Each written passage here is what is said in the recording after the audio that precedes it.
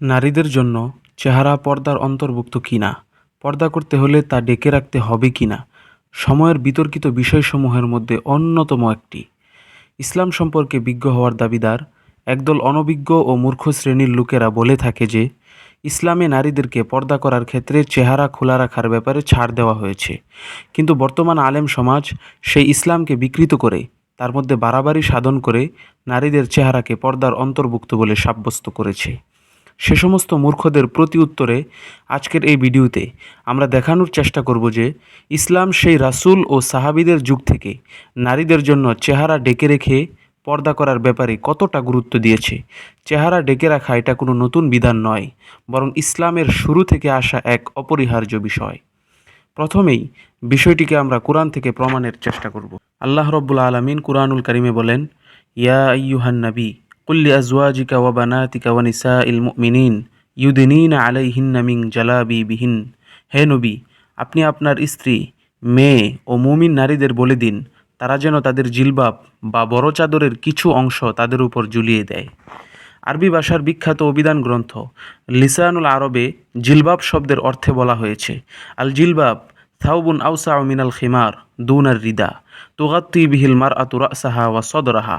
অর্থাৎ জিলবাব বলা হয় এমন কাপড় যা উড়না থেকে বড় এবং চাদর থেকে ছোট, যা দিয়ে মহিলারা নিজেদের মাথা ও বক্ষাদেশ ঢেকে রাখে। লক্ষ্য করি, আয়াতে বলা হয়েছে নারীরা যেন তাদের বড় চাদরের কিছু অংশ নিজেদের উপর ঝুলিয়ে দেয়, অর্থাৎ তারা বের হওয়ার সময় জিলবাব তো পরবেই, এরপর এই পরিহিত জিলবাবের কিছু অংশ নিজেদের উপর ঝুলিয়ে দিবে। গভীরভাবে লক্ষ্য করুন, আল্লাহ তাআলা এভাবে বলেননি যে তারা যেন বের হওয়ার সময় জিলবাব পরে, বরং বলেছেন তারা যেন তাদের পরিহিত জিলবাবের কিছু অংশ নিজেদের উপর ঝুলিয়ে দেয়। এখন প্রশ্ন হলো, জিলবাব তো তারা পরেছেই, এরপরও বলা হচ্ছে সেটার কিছু অংশ নিজেদের উপর যেন ঝুলিয়ে দেয়। এর অর্থ কী? এই কথাটি চিন্তা করলেই এই আয়াতের অর্থ বোঝার জন্য তা যথেষ্ট হয়ে দাঁড়িয়ে যাবে। এর অর্থ হলো, নারীরা জিলবাব তো পরবেই, সাথে সাথে জিলবাবের কিছু অংশ তাদের চেহারার উপর ঝুলিয়ে দেবে। যদি এই আয়াতে তাদেরকে চেহারা ঢাকা ছাড়া শুধু জিলবাব পরার আদেশ দেওয়া হতো, তাহলে শুধু এভাবে বলা হতো তারা যেন জিলবাব পরে, কেননা চেহারা ঢাকা ছাড়া জিলবাব পরলে সেটাকে শুধু জিলবাব পরাই বলা হয়। তখন আয়াতে এভাবে বলা হতো না যে তারা যেন নিজেদের উপর তাদের জিলবাবের কিছু অংশ ঝুলিয়ে দেয়।